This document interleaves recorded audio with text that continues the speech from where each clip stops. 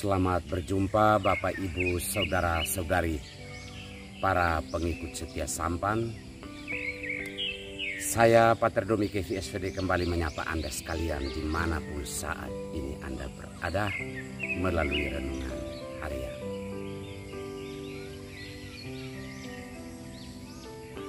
Tidak menjadi beban bagi sesama. Saudara-saudari terkasih,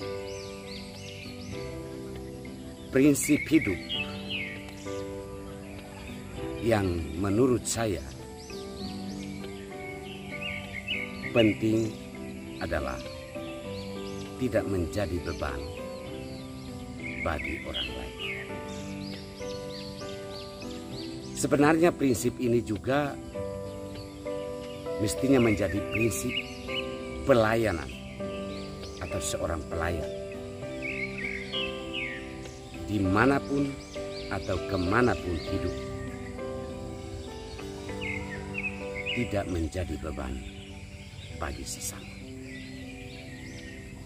Kalau kita mendengar dalam bacaan Injil hari ini, surat kedua Paulus kepada jemaat di Korintus, Paulus menegaskan kepada jemaat di Korintus bahwa dalam seluruh karya pewartaannya atau karya pelayanannya sebagai seorang rasul, satu hal yang ia pegang erat yaitu ia berusaha untuk tidak menjadi beban bagi orang-orang yang dilayaninya.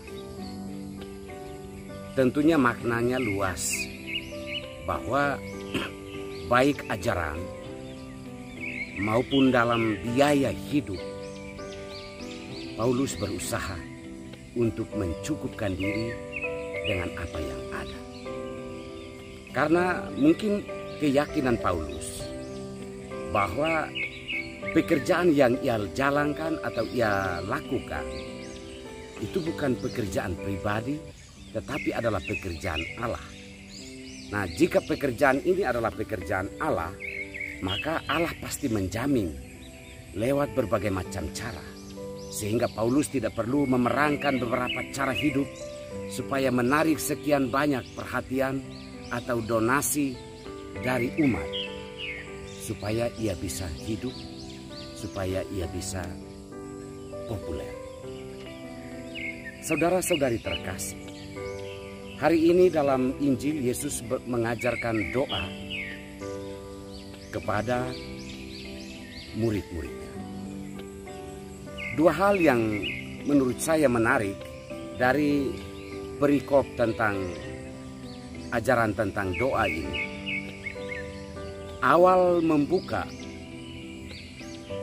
doa Bapa Kami, Yesus mengatakan bahwa jangan berdoa seperti orang-orang munafik yang mengucapkan doanya panjang-panjang dengan pikiran bahwa seolah-olah Allah tidak tahu. Karena Allah mengetahui apa yang kita butuhkan sebelum kita berdoa. Sehingga dalam berdoa tidak perlu kita membuat puisi atau membuat kalimat manis di depan Tuhan supaya Tuhan bisa mengerti dan memahami kebutuhan kita. Pada prinsipnya, doa atau hidup pasti Tuhan sudah tahu. Apapun itu, kebaikanmu, apalagi keburukanmu. Keburukanku, apalagi keburukanku, Tuhan pasti tahu. Maka prinsip ini yang perlu dipegang. Dalam mengakhiri doa Bapa Kami, Yesus mengatakan bahwa jika kamu tidak mengampuni sesamamu, maka kamu pun tidak akan diampuni.